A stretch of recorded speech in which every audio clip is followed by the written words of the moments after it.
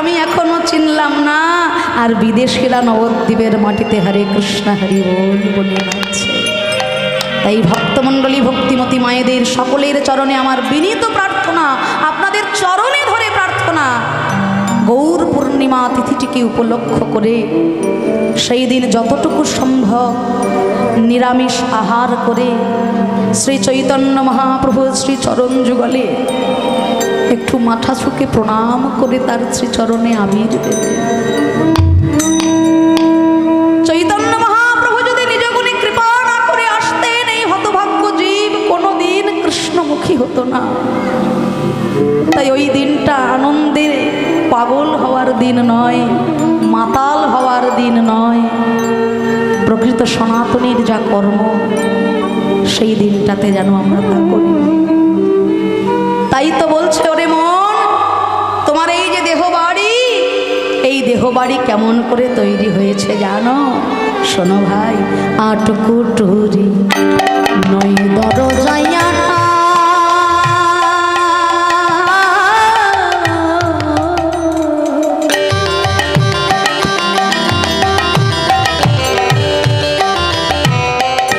মধ্যে মধ্যে ঝরকা, ওই 8 কুটুরি 9 দরজায়া,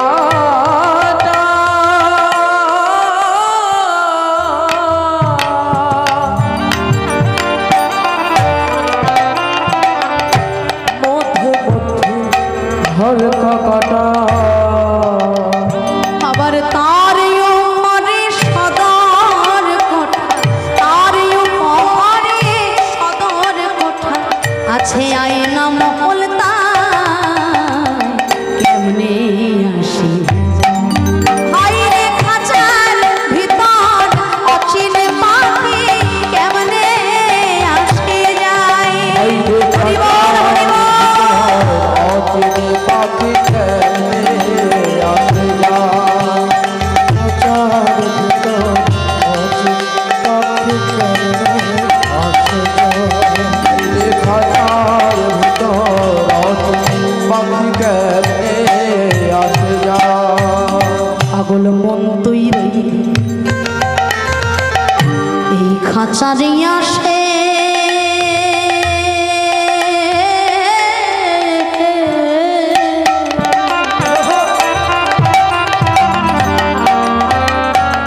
এই খাঁচা যেত কাঁচা আমার মন তুই রইলি ওই খাঁচারিয়া সে,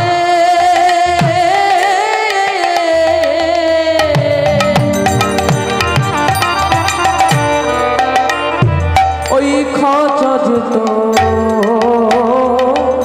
কাঁচা বাসে, হায় হায় কোন দিন খাঁচা পড়বে খসে, ওই কোন দিন খাঁচা পড়বে খসে, কোন দিন খাঁচা পড়বে খসে, কোন দিন খাঁচা পড়বে খসে, ফকির লালন ভেবে কেমনে আসে হায়রে খাঁচার ভিতর অচিন পাখি, কেমনে আসে যায়।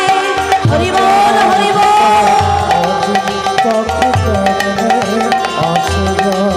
দেহ খাঁচার ভিতর অচিন পাখি, কেমনে আসে যায়।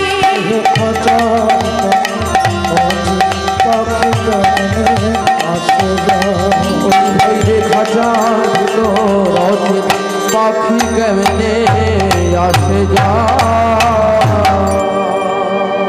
তাই আমার চৈতন্য মহাপ্রভু বলছে, নিজেদের অর্থ খরচা করে বাড়ি তৈরি করে সরকারকে তোমরা কর দাও, আর বিশ্বপিতা যে তোমাকে এই দেহ বাড়িটা তৈরি করে দিয়েছে, কোনোদিনও তো তার জন্য কিছু করনি ভাই। তাই আজকে তার হয়ে আমি তোমাদের কাছ থেকে দান চাইতে এসেছি, কর চাইতে এসেছি। ভক্ত বলছে, তাহলে কত কর দিতে হবে আমাদের, কত অর্থ দিতে হবে এই দেহ বাড়িটার জন্য? মহাপ্রভু বলছেন, তোমরা না হয় সারা জীবনের অর্থ দিয়ে এই জন্মের দেহ বাড়ির ঋণ শোধ করে দিলে, কিন্তু এর আগেও যে আরও একটা দেহ বাড়ি তুমি পেয়েছিলে, তারও আগে যে একটা দেহ বাড়ি তুমি পেয়েছিলে, 84 লক্ষ বার যে তুমি জগতের বুকে জন্মগ্রহণ করেছো, কত অর্থ আছে তোমার যে অর্থের দ্বারা তুমি এই দেহ বাড়ির ঋণ শোধ করবে? তাই অর্থ দিয়ে দেহ বাড়ির ঋণ শোধ হবে না ভাই। কি করে শোধ হবে জানো?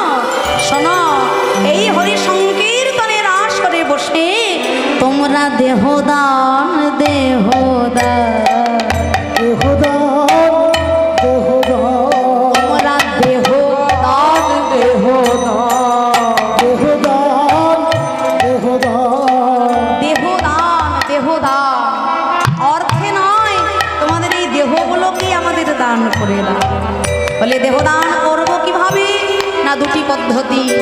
একটা হলো সংসার ছেড়ে গৌর ভজন করা 6 গোস্বামীর মতো, আর সহজ পদ্ধতিতে দেহদান করবে কিভাবে জানো? এই হরি সংকীর্তনের আসরে বসে অন্তর মন্দিরে গৌর হরিকে বসে দুটি নয়ন জলে বক্ষ ভাসিয়ে যদি কোনো ভক্ত বলতে পারে যে হে শ্রী চৈতন্য মহাপ্রভু, আজ আমার এই দেহ আমি তোমার রাতুল রাঙা চরণে সঁপে দিলাম, আমার এই দেহের মধ্যে তুমি বিরাজ করো গৌর হরি, আমার এই দেহের মধ্যে তুমি বিরাজ করে তোমার কীর্তন তুমি করো, তোমার কীর্তন তুমি শোনো দয়াময়। হরি বল হরি বল। যদি কোনো ভক্ত হা গৌর তোমার গোলাম বলে দুটি বাহু তুলে এই হরিবাসরে বসে নয়ন জলে আমার গৌর চরণে আত্মসমর্পণ করে দিতে পারে, তার এই হরিবাসরে বসে বসেই দেহ দান হয়ে যায় আমার গৌর চরণ। কি হবে মা? আমরাও তো এই দেহটা গৌর চরণে দান করতেই পারি, এ তো সহজ পদ্ধতি, এ তো কঠিন কিছু নয়, কঠিন কিছু নয়। এই হরিবাসরে বসে মনটাকে শান্ত করে দুটি বাহু তুলে আমরা সবাই মিলে বলবো, হে গৌর হরি, আজ আমার এই দেহ তোমার চরণে দান করলাম, আমার এই দেহের মধ্যে তুমি বিরাজ করে তোমার কীর্তন তুমি করো, তোমার কীর্তন তুমি শোনো। সকলে মিলে বাহু তুলে বলবো, নিতাই গৌর প্রেমানন্দে হরি বল। হরি হরি বল হরি হরি বল।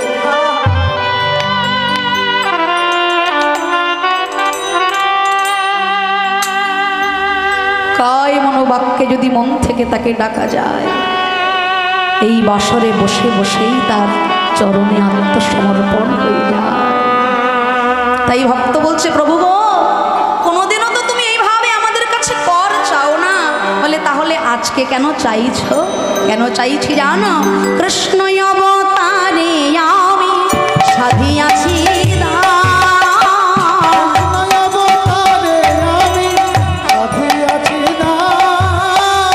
সে ভাব পড়ানো মনে বাস বসে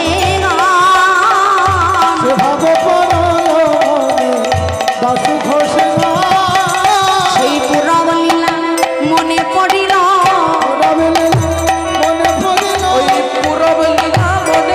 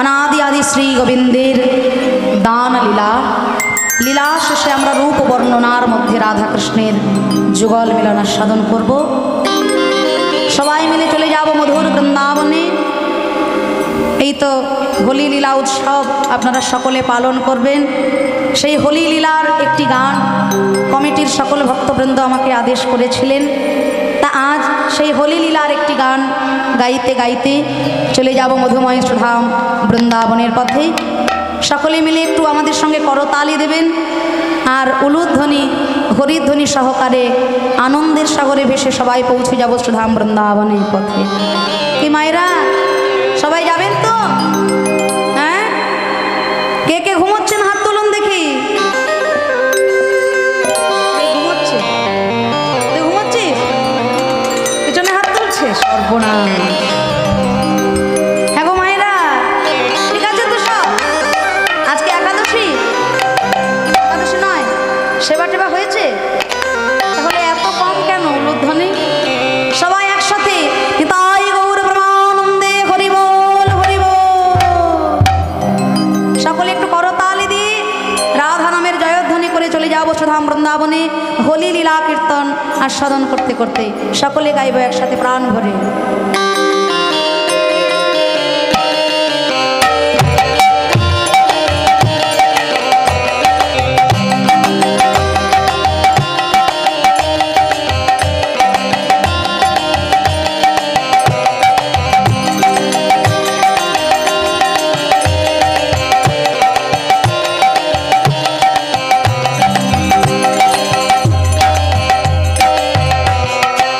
তোমরা চলো চলে যাই তোমরা চলো চলে যাই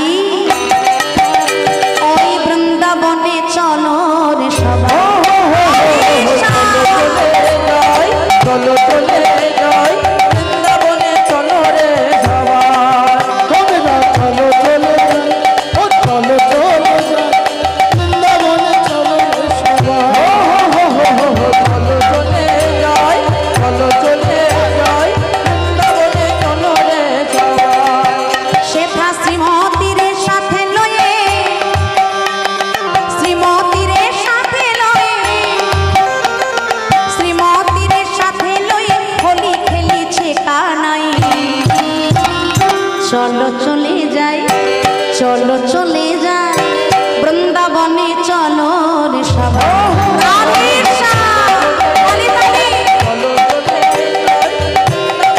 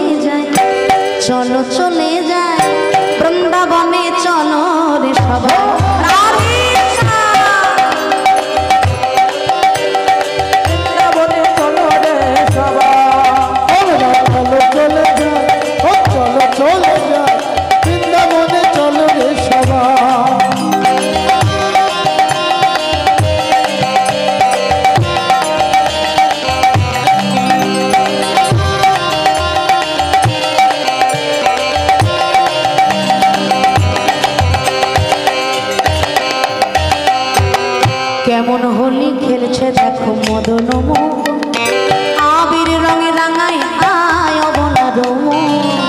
রাধে রাধে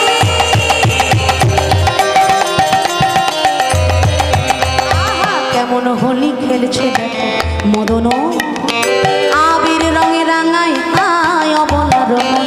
শ্রীমতী রইলা যুগ বড়, শ্রীমতী রইলা যুগ বড়, শ্রীমতী রইলা যুগ বরণ কৃষ্ণ চূড়া রাঙা তাই। চলো চলে যাই, চলো চলে যাই বৃন্দাবনে, চলো রে সবাই।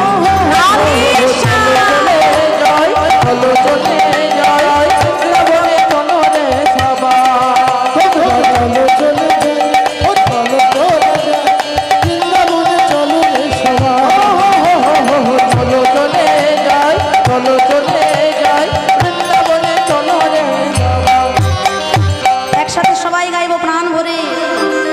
রাধে রাধে রাধে বরসানে वाली राधे, আলি তালি সবাই। রাধে রাধে রাধে বরসানে वाली राधे, बोलो राधे राधे राधे बरसाने वाली राधे, बोलो राधे राधे राधे बरसाने वाली राधे।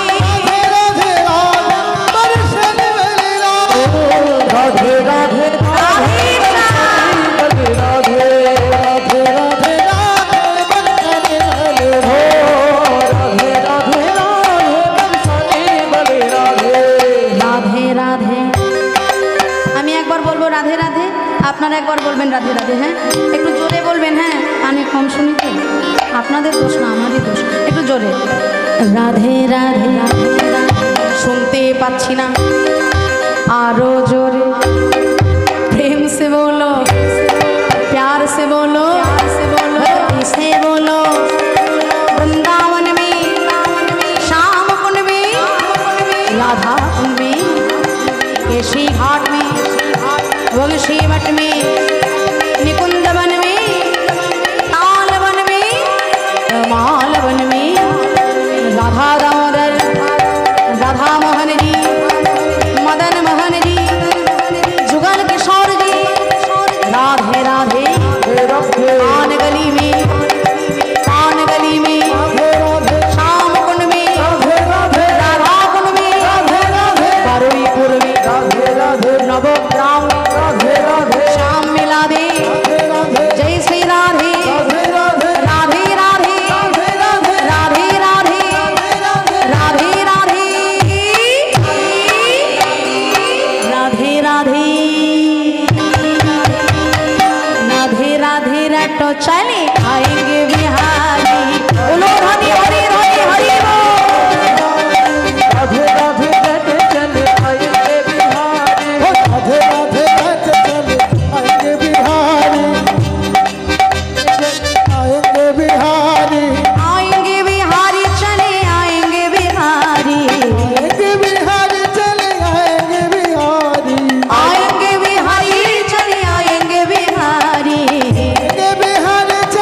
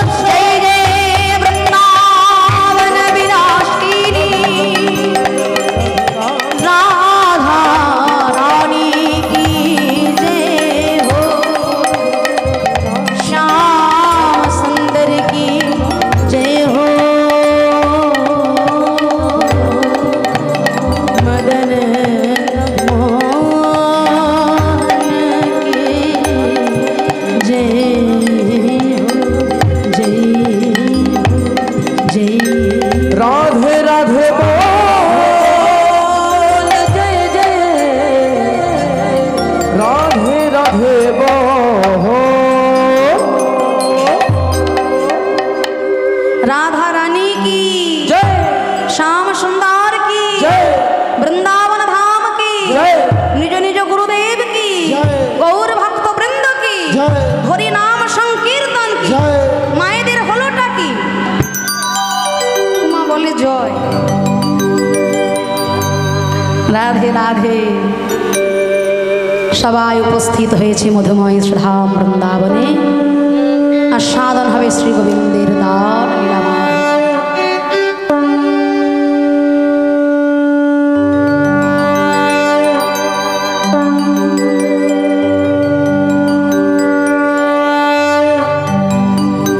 মধুময় শ্রীধাম বৃন্দাবনী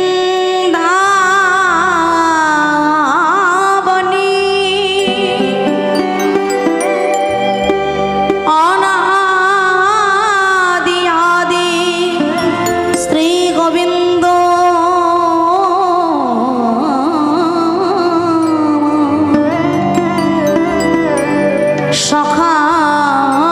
সখাগণ সঙ্গে লয়ে গোষ্ঠ গোচারণ মাঝে বিনোদ খেলায় মেতে আছে। 24 জন সখা আর 9 লক্ষ ধেনু বৎস সঙ্গে শ্রী গোবিন্দ আমার গোষ্ঠ গোচারণে আজ আনন্দে হয়েছেন আত্মহারা, খেলেছেন বিনোদ খেলা, সুন্দর খেলা। শোভাটি কেমন? খেলত খেলত নন্দ কিশোর, খেলত খেলত নন্দ কিশোর, আজ খেলত খেলত নন্দ কিশোর। খেলত খেলত নন্দ কিশোর, খেলত রাম সুন্দর সা মোহন মুরাতি মধুর ধার। হরি বল হরি বল। রসা মূরতি রসা, খেলত রাম সুন্দর সা মোহন মুরাতি মধুর ধার। হরি বল হরি বল। রসা মধুর মূরতি করত রাম, খেলত রাম সুন্দর সা মোহন মুরাতি মধুর ধার। সুন্দর সা মধুর মূরতি মধুর রাম। প্রিয় শ্রীদাম সুদাম মেলি তপন তনয়া তীরেতে কেলি রে। সুদাম শ্যাম তপন তনয়া তীরেতে কেলিরে, এবার ধবনি শ্যামলি আওরি ওই ধবলি শ্যামলি আবলি আওয়াজ, ধবনি শ্যামলি আওরি আওরি ধবলি শ্যামলি আবলি আওয়াজ, পুকরি চলত কানি পুকরি চলত আনারি। খেলত রাম সুন্দর সা মোহন মুরাতি মধুর ধার। হরি হরি হরি হরি বল। মোহন মূরতি মধুর রাম, রাম সুন্দর সা মধুর মূরতি মধুর রাম। আগমনি গাম বেদস্বর লীলায় করত মঠ বিহারণী। আগমনি গান লীলত সার, লীলায় মোহিত সকল ভার রে। আহানাসির মমদ করত আশ, নাসির মামুদ করত আশা, নাসির মমদ করত আশ। নাসির মামদ করত আশা, চরণে শরণ দানি, চরণে শরণ দানি। খেলত রাম সুন্দর সা মোহন মুরাতি মধুর ধার। হরি বল হরি বল। সুন্দর সা মধুর মূরতি করত রাম। খেলত রাম সুন্দর সা মোহন মুরাতি মধুর ধার। রাম সুন্দর সা মধুর মূরতি করত রাম। খেলত রাম সুন্দর সা মোহন মুরাতি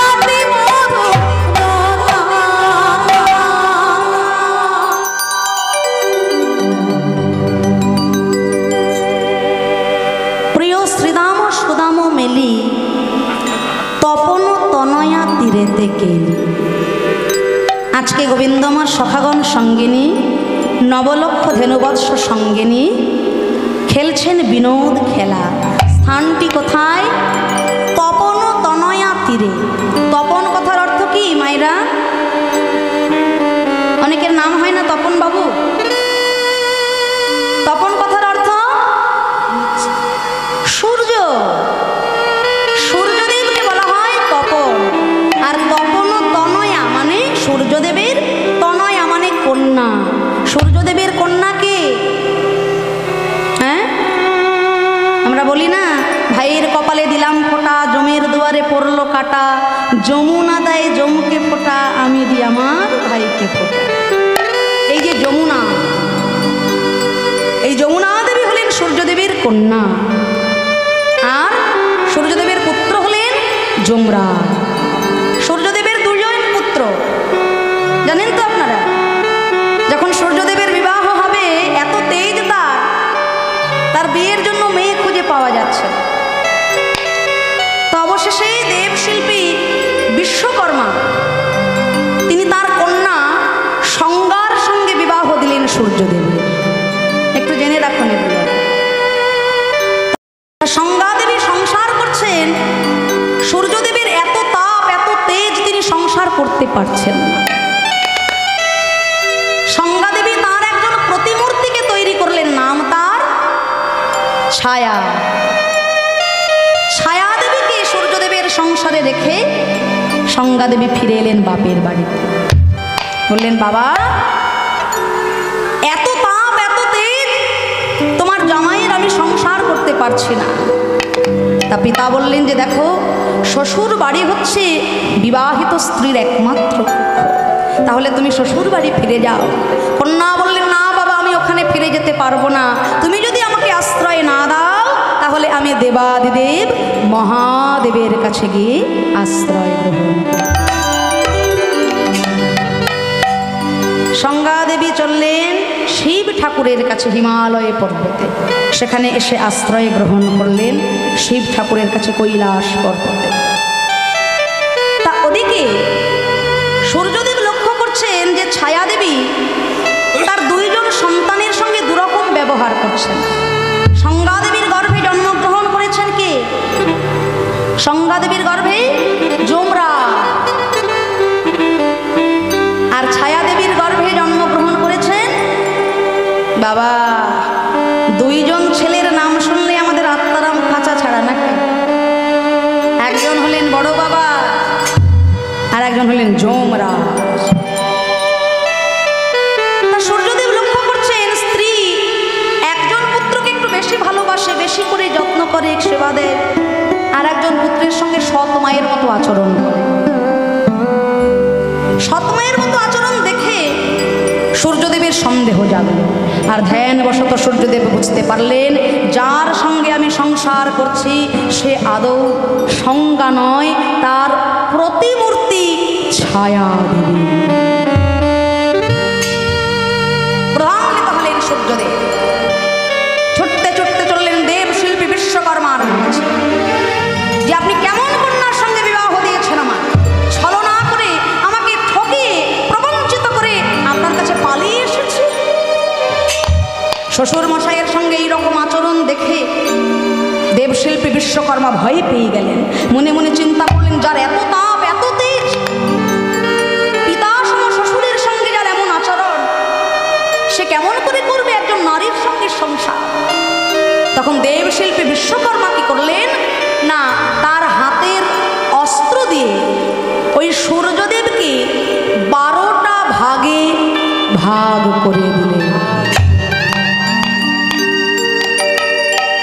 একটু মনোযোগ সহকারে আস্বাদন করুন এই জায়গাগুলো। সূর্যদেবকে 12টা ভাগে ভাগ করে দিলে, আর ওই যে 12টা ভাগে ভাগ করলেন বিশ্বকর্মা, নাম হলো দ্বাদশ আদিত্য। কিন্তু সূর্যদেবকে যখন অস্ত্র দিয়ে কাটছিলেন, সূর্য চূর্ণ পড়েছিল। যেমন লোহা কাটতে গেলে লোহার গুঁড়ো পড়বে, চূর্ণ পড়বে, সোনা কাটতে গেলে সোনার চূর্ণ পড়বে, তেমন সূর্য কাটতে গিয়ে যখন সূর্য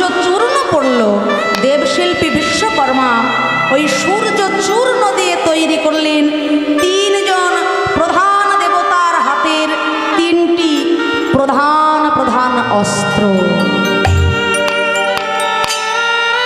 যাহা নারায়ণের হাতে সুদর্শন চক্র রূপে বিরাজিত, যাহা বিরাজিত শিব ঠাকুরের হাতে ত্রিশূল রূপে, আর একটা অস্ত্র বিরাজিত ব্রহ্মাজির হাতে শক্তি নামের অস্ত্র। এই তিনজন দেবতার হাতের তিনটি প্রধান অস্ত্র তৈরি করলেন বিশ্বকর্মা সূর্য চূর্ণ থেকে। তারপর শিব ঠাকুরের কৃপায় সংজ্ঞা দেবীর সঙ্গে আবার মিলন হলো সূর্যদেবের, সংসার হলো সুখময় সুখের। তাই সেই তপনতময়া তীরে আজকে শ্রী গোবিন্দ আমার সখাগণ সঙ্গে নিয়ে খেলছেন বিনোদ খেলা। কিন্তু খেলা খেলতে খেলতে শ্রী গোবিন্দের মনে পড়ে গেল শ্রীমতী রাধারানীর কথা। আপনার ধেনুবৎস সঙ্গীগণে দিয়া রাধা বলে বাজায় বাঁশি ত্রিভঙ্গ হইয়া।